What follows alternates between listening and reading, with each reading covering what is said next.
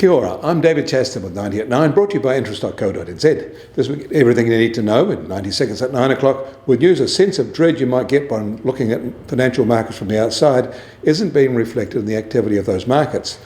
But first, the worrying news. We should note that American benchmark mortgage interest rates topped 7.5% last week for the first time since November 2000. 8% rates seem in sight.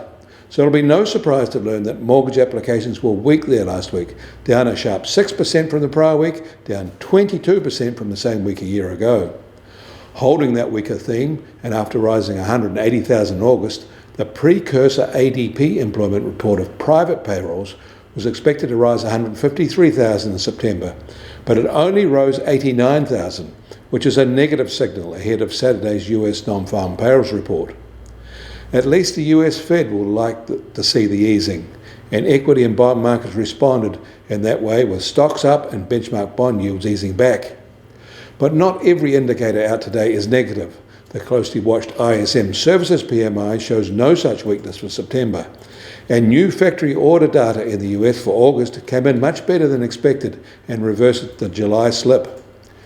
In Japan, the Market Services PMI was revised higher in September.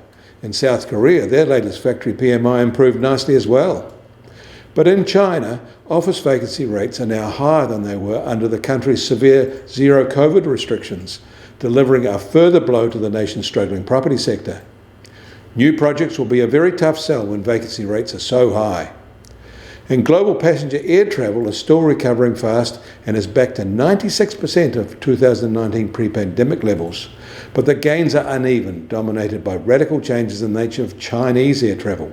Huge jumps in domestic travel there, offset by very large falls in their international travel.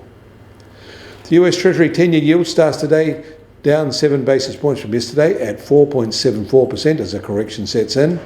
And the price of gold will start today at just on $1,820 an ounce, down another $4 from yesterday.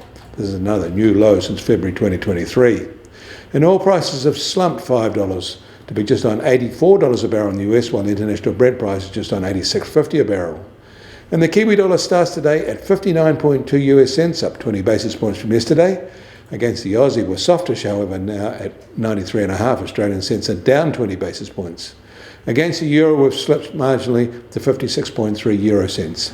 That all means our trade weight index starts today at just over 69.4 and down 10 basis points.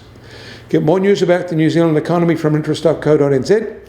Kia ora, I'm David Chaston, and we'll do this again tomorrow.